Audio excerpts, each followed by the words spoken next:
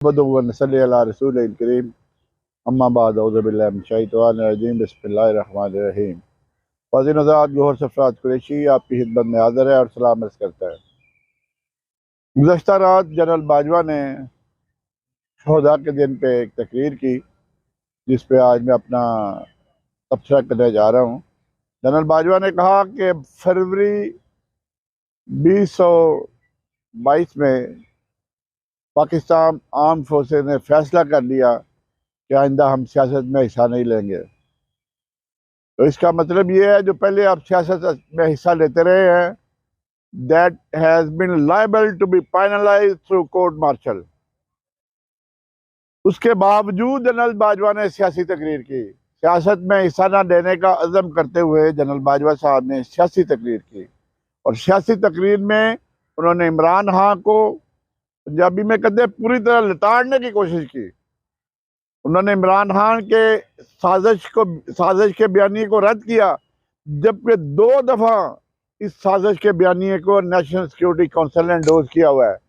इमरान खान और arm forces जो chief थे, उनके दरमियान में सिर्फ मुदाखलत में झपट था, उनका मुदाखलत में उनका जो डिस्प्यूट था। इमरान खान कहता था मुदाखलत है, उन्होंने कहा साइफर की इंक्वायरी करवा लें। तो साजिश के बयानिए को जो इमरान खान के मतलब कहा गया है, वो साजिश के बयानिए में तो डिस्प्यूट ही को नहीं था। इसलिए एक तो ये बात उनकी क्लियर कर दी गई।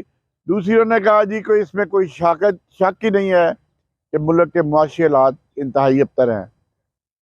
तो जब आपको बाजवा साहब, जब तरीन साहब वज़ीर ख़ज़ाना आपके पास गए थे और आपको बताया था कि इस वक्त GDP रोज जो ग्रोथ है वो 6 है, और आपको बताया था कि ये रजीम चेंज प्रोग्राम ना होने दें, वरना मुल्क हमारा बैंक टपसी की तरफ चल जाएगा। तो आपने उस वक्त भी आपको ख्याल आया। आज हम जिस नहज पे खड़े हैं उसमें आपका बराबर का कसूर है। 13 जमातें इम्पोर्टेड हुकूमत की तरह से मसलत की गई है आपकी तरफ से। आपने इसमें रजीम चेंज में अगर ऑपरेशन में हिस्सा ना लेते, आप इनकी मदद ना करते, आप इनको इकट्ठा ना करते, तो पाकिस्तान को आज इस मुआशी बदहाली का सामना ना करना पड़ता। तो आपने कहा जी तमाम जमातें इकट्ठी हो जाए। तमाम जमातें इकट्ठी करके भी देख ली है कि कोई सलूशन नहीं मिला आपको। कोई चीज़ आपको ऐसी नहीं मिली कि जिसमें आप कह सके कि जिस हुकूमत की जो है कामयाबी है। ये जब गवर्नमेंट चेंज हुई तो DG ISPR साहब ने बयान दिया कि देखिए जी हुकूमत की जो $23 जो है ना, डॉलर की कीमत कम, पाकिस्तानी रुपया बढ़ गया। और आज किसी ने वही लगाया हुआ था कि आज पाकिस्तानी डॉलर की कीमत 50 रुपये का फ़र्क पड़ चुका है, जो उस वक़्त रजीम चेंज प्रोग्राम में थी। और जब ये लोटे बनाए गए थे उस वक़्त आप कहाँ, उस वक़्त हम सो रहे थे, कौम जाग रही थी, लेकिन कुछ लोग सो रहे थे जिन्होंने सत्तू पिए हुए थे। उन्होंने कहा जो मर्जी होता है, हमें कोई गर्ज नहीं है, हमें तो इस तरफ जाना ही नहीं है। तकरीर में शोहदा के मतलब, उन्होंने शोहदा की फैमिली के मतलब, वो तो हम भी सलूट करते हैं। हर वक्त शोहदा की फैमिली के लिए, पाकिस्तान आर्मी के लिए हमारी जान भी हाजिर है। लेकिन पाकिस्तानी आर्मी का काम यह है कि हदों की हिफाजत करे, ना कि अवाम पे रूल करे। फौज इंडिया की फौज भी है, उन्होंने कभी मुदाखलत की है? ख्वाजा आसिफ गुज़श्ता रोज असम्बली में खड़े होकर कह रहा था कि 36 साल इन्होंने फौजियों ने गवर्नमेंट की है। तो ख्वाजा आसिफ को जवाब नहीं दे सकते थे? नवाज शरीफ जलसों में कह रहा था आपका नाम लेके, क्या कुछ से कलमात नहीं बोले, तो सारे आपको भूल गए हैं। अभी आपने उसका जवाब दिया है। आपने सिर्फ इमरान खान को बताया जी उसके साजिश के बयानिए ने नाकाबिले तलाफी नुकसान पहुंचा, और उस बयानिए से भी पीछे हट रहा है। तो ये वो बातें थी जो, ये तकरीर आपकी पूरी तरह की सियासी तकरीर थी।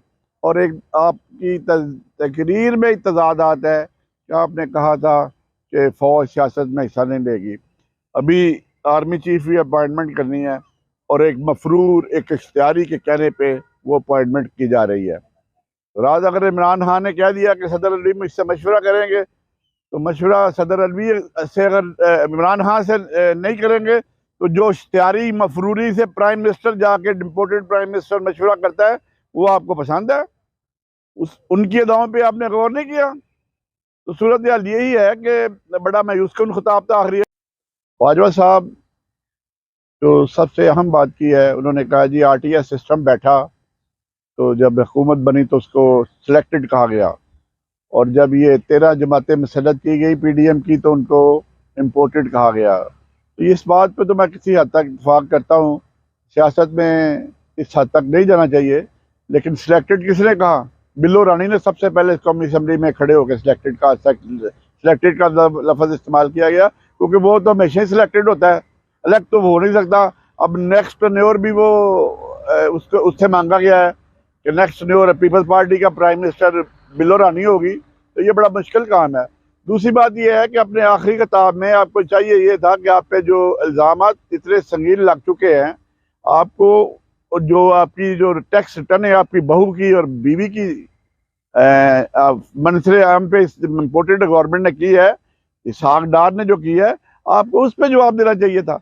आप उस पर जवाब देने की बजाय आपने ये साबित कर दिया है, और इस इम्पोर्टेड को बंद इंक्वायरी करके ये साबित कर दिया है कि अहमद रुबानी की रिपोर्ट बिल्कुल ठीक थी, और आपको जो अल्टीमेटली ये इसको हिसाब देना पड़ेगा आपको भी कि ये इतनी दौलत आपने 6 साल दौर में कैसे कमाई।